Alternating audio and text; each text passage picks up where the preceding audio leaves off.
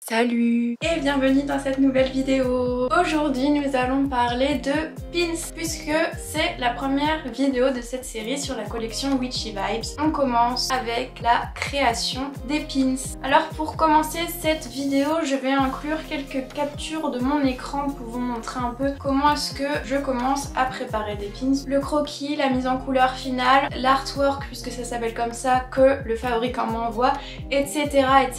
jusqu'à la fabrication des pins puisque l'entreprise avec qui je travaille a bien voulu m'envoyer quelques vidéos de la fabrication des pins. Ensuite on reviendra ici pour découvrir les pins en réalité puisque j'ai reçu les colis. Je vous laisse découvrir tout ça tout de suite. Maintenant on se retrouve sur mon écran.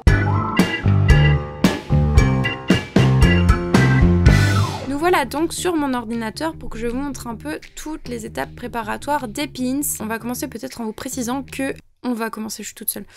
En octobre 2019, j'ai donc commencé mes premiers croquis. Enfin, en fait, je les ai pas commencés, je les ai carrément terminés en octobre 2019. Donc, un an avant la sortie de la collection. Donc, j'étais méga en avance. Mais en vrai, il y a eu un peu de retard, ce qui fait que mon avance a vite été annulée. Moi, pour ma part, c'est un peu long. Pour vous, pas du tout, parce que vous ne saviez pas tout ça. Mais voilà, je repars sur le sujet principal. J'ai préparé tous les croquis en numérique sur Photoshop. Je n'ai rien fait en papier cette fois-ci. J'avoue qu'en ce moment, je suis plutôt pas mal sur du numérique. Vous voyez, il y en a 17 versions.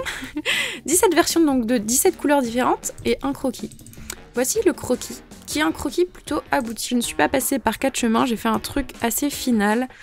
Et en vrai, ça m'a fait gagner un peu du temps, je vais pas vous mentir. Vous pouvez voir là sur les petits yeux, j'ai fait un peu des tests différents parce que j'hésitais à choisir ma version. En gros, où j'ai eu le plus de problèmes, c'était pour le choix des couleurs. Comme je vous ai dit, il y en a 17. Ça a été un peu compliqué en sachant que je voulais faire une version de base et au final j'ai fait 3 différentes versions de couleurs. Une dorée et 2 noires, donc une noire blanche et une noire violette. Entre deux, bien sûr, il y a eu de grandes semaines, bon j'exagère un peu, de longues heures de choix. Je vais vous montrer un peu tout ce que j'avais préparé. Donc par exemple là c'est la version noir et blanc et orange.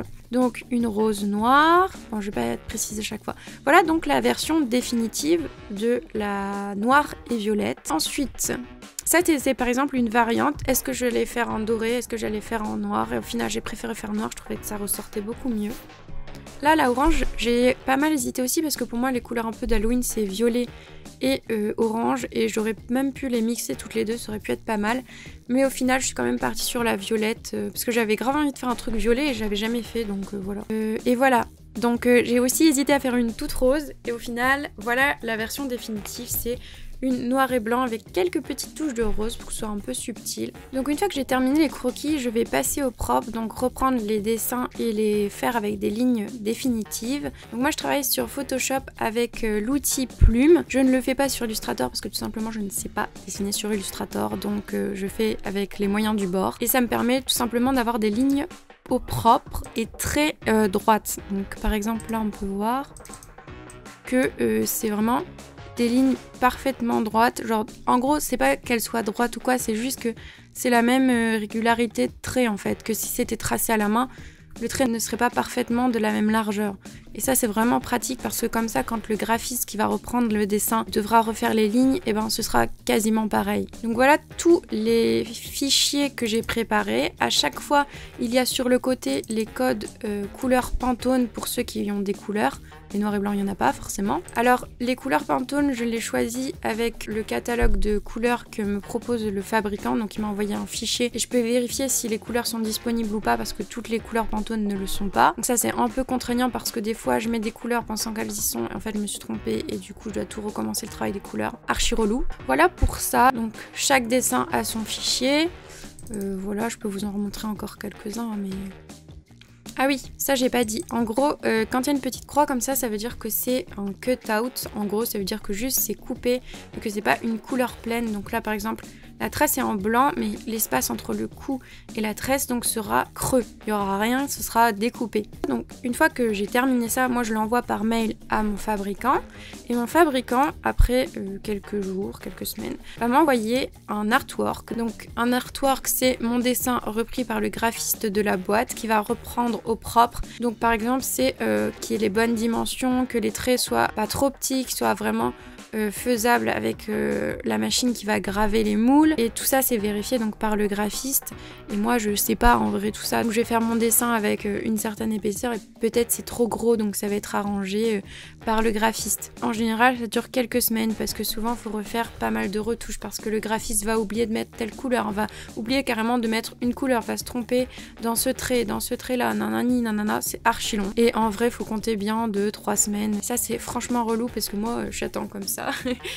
C'est long. Donc une fois que l'artwork est validé, en gros ils peuvent carrément commencer la fabrication ou alors faire un échantillon ou alors juste me montrer les moules pour que je puisse vérifier si ça me convient. Les fois d'après, je pense que je vais demander de vérifier avec des échantillons pour pas qu'il y ait de problème parce que j'ai eu des petits soucis. Ils m'envoient une photo du moule comme ça et à partir de ça, je vois si ça correspond à peu près à ce que je veux et si c'est bon, je valide et ils peuvent commencer.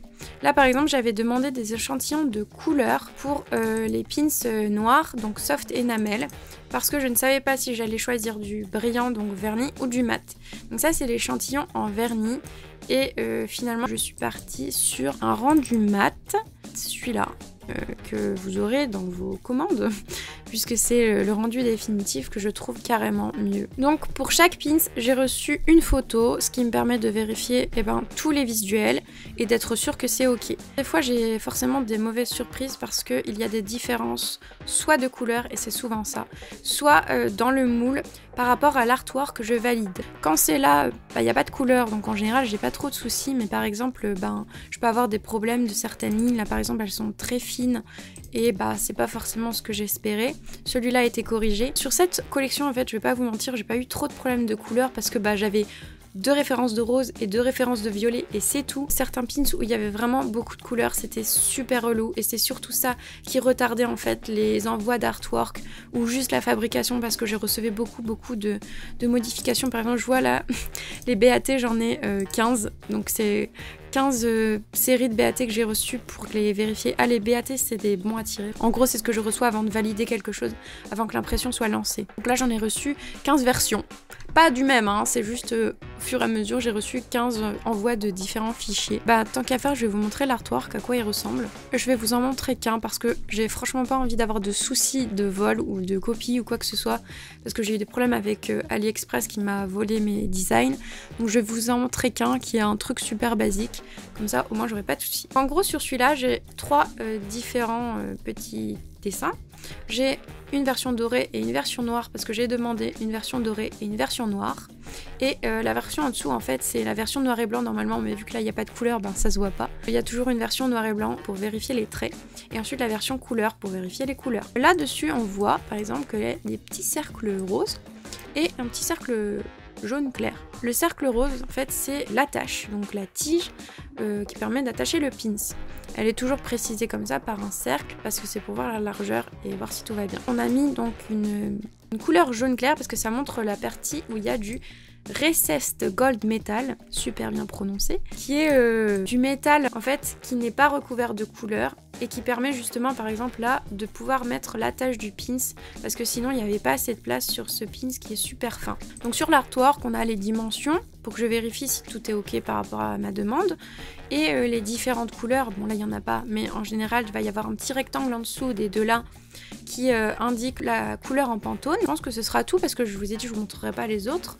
Mais dans l'ensemble, c'est ce que je reçois pour chaque visuel. Et écoutez, je pense que ce sera tout pour ça parce que on me dit à peu près tout ce que je voulais vous dire. Donc je vais vous laisser avec des petites vidéos qui vont vous montrer les étapes de préparation de la fabrication, cette fois des pins, donc que mon fabricant a accepté de m'envoyer et surtout a accepté de me faire des vidéos tout simplement parce que j'avais envie de vous montrer comment c'était fabriqué. Je trouve qu'on ne se l'imagine pas du tout, personnellement je voyais même pas comment ça pouvait être fait. Vous pourrez voir chaque étape jusqu'à l'emballage carrément et c'est super intéressant je trouve, personnellement ça m'a intéressé de ouf de voir comment c'était fait, donc j'espère que ça vous plaira aussi. Allez hop, à plus.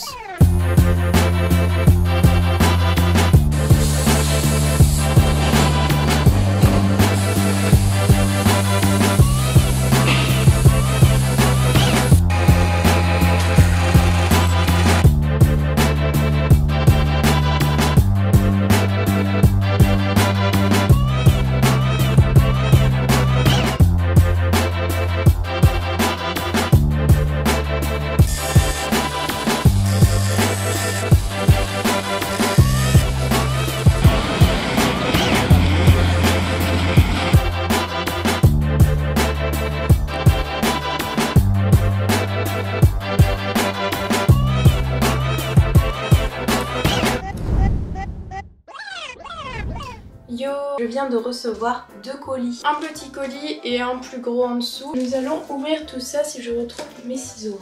Voilà donc les petits ciseaux à unboxing sans Reiki. J'ouvre.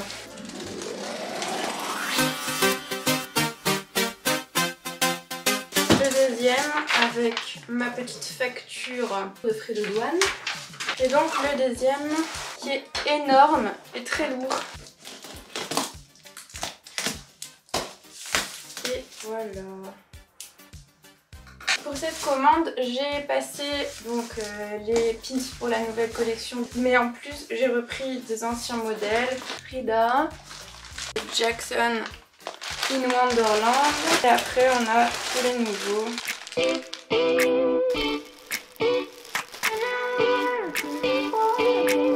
Voilà pour le premier, et dans le deuxième, qui est bien plus léger, on a juste les pins de la collection Witchy Vibes. Donc il y a principalement ceux-là. Je vais en ouvrir un pour vous montrer. À l'arrière, on voit des petits motifs et mon logo. Si vous voulez, pour la petite anecdote, pour ce colis, le gros là, attention, je le soulève si j'y arrive.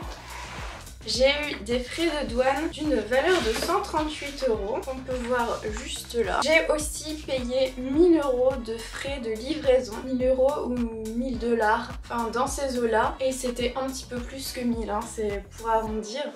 Et donc en plus de ces 1000 € et des poussières de frais de livraison, j'ai eu la chance donc d'avoir ces magnifiques frais de douane. Voilà, et je vois aussi que sur le colis, il est écrit que ça pesait 25 kg, donc pas le petit bien sûr, je sais pas s'il est écrit sur le petit. Sur le petit il y a 4 kg, et sur le gros il y a 25 kg 300 g. Donc les deux réunis là, on est à presque 30 kg de pins, c'est le poids d'un enfant, hein. J'ai le poids d'un enfant dans un carton. Mais en vrai, 25 kg, j'avoue que j'ai du mal à réaliser. Attention, je vais tenter une pesée au bras. Si j'arrive à prendre le carton. Ah, c'est lourd, ouais.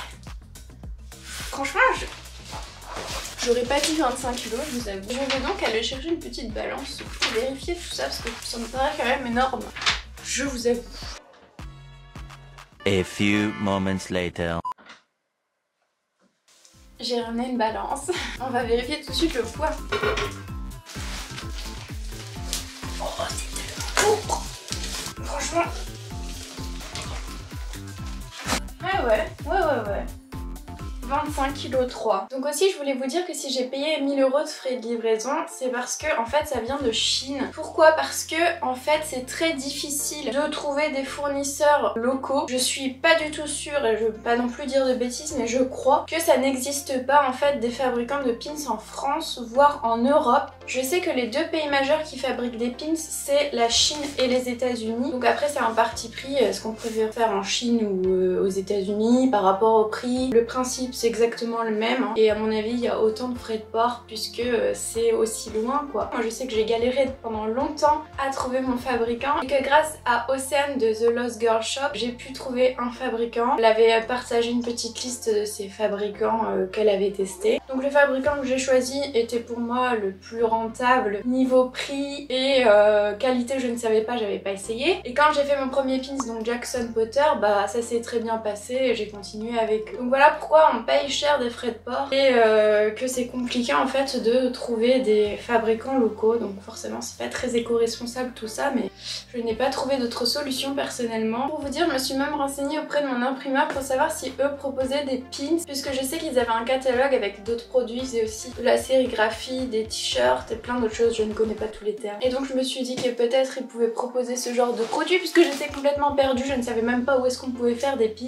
Et la seule chose qu'ils pouvaient faire c'était des sortes de cabochons avec un verre ou une protection transparente, je sais pas de quelle matière, mais qui n'était pas du tout le rendu que moi je souhaitais. Donc je leur ai dit que non, malheureusement c'était pas ça. Et grâce à donc Océane, j'ai pu trouver mon fournisseur et mon fabricant, donc j'étais très contente de pouvoir démarrer cette aventure. Et voilà, maintenant je me retrouve avec des colis de 25 kg, vous voyez. Ça c'était la petite anecdote. Maintenant que j'ai bien blablaté, je vais de l'autre côté pour ranger tous les pins, puisqu'il y a quand même un sacré paquet de pins.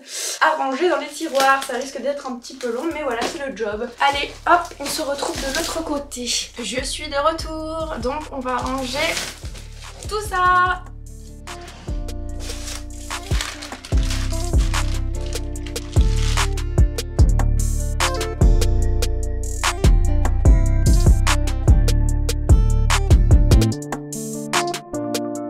J'ai eu ça en cadeau.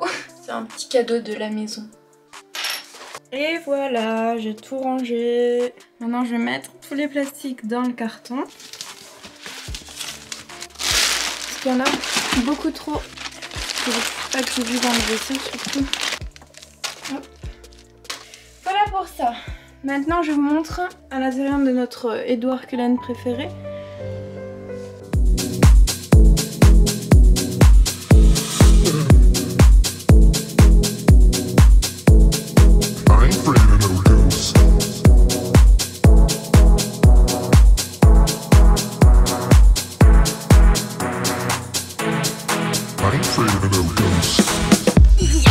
Ils sont durs à fermer ces petits Edouard Cullen. Voilà pour ce petit rangement, c'était un petit peu long, mais au moins j'ai terminé, donc ça c'est cool. Alors je me suis posé quelques instants pour vous parler un petit peu des pins, parce que vous avez vu donc le pins en lui-même, mais moi quand je l'expédie, les pins je les mets sur des petits supports, donc leur packaging en fait. C'est comme ça que les gens les achètent, que ce soit sur les conventions ou en boutique, donc sur internet, je les expédie toujours comme ça. Donc les supports je les commande chez mon imprimeur, ce que vous verrez dans la prochaine vidéo. Ensuite j'assemble le pins et le support et donc ça fait le produit fini. Je vais vous montrer ça tout de suite. Alors voilà le placard où se trouvent tous les supports de pins. Donc oh là là, ils sont tous là. Vous voyez, ça se présente comme ça. Et donc ceux de la collection par exemple, c'est ceux-là, ceux-là, etc. etc. Donc je vais vous montrer ensuite. Alors j'ai sorti 4 petites cartes et donc 4 pins. Quand c'est comme ça, donc j'enlève les pins des petits blisters. J'enlève les petites pinces. Et je viens piquer donc le pins. Vous voyez, et je remets les petites pinces. Voilà.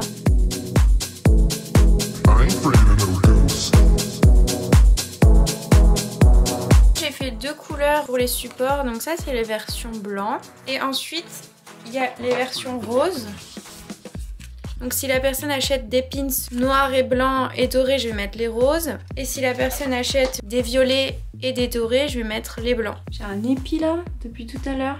Je me balade avec un épi sur la tête. Bon, voilà, c'était tout. Vous savez tout maintenant sur les pins. Donc je vous dis à tantôt. Donc voilà, j'espère que cette vidéo sur la création des pins vous aura plu et que ça vous aura appris quelques petites choses peut-être. Et au moins ça vous montre un peu comment est-ce que je fonctionne pour gérer ma boutique, pour créer les collections. Je trouve que c'est plutôt intéressant de voir tout ça parce que on voit toujours le produit terminé, la collection en ligne, mais on voit pas souvent les étapes de création, le temps que ça prend. Et je trouve que ça pouvait être une bonne idée de vous montrer tout ça. Donc voilà, j'espère que ça vous plaira. Je vous dis à très vite pour découvrir la vidéo sur les chaussettes. Regardez qui c'est que je viens de trouver. Qui miaulait. Bon bah voilà, c'est lui qui fera l'outro. Gros bibou. Des grands bas ou je sais pas quoi là. Ça là, c'est censé être ça. La question a vite été répondue. Ils ne me répondent toujours pas, donc je suis dans l'attente et le stress de manière continue. Seigneur Jésus. Ça c'est les 35-38.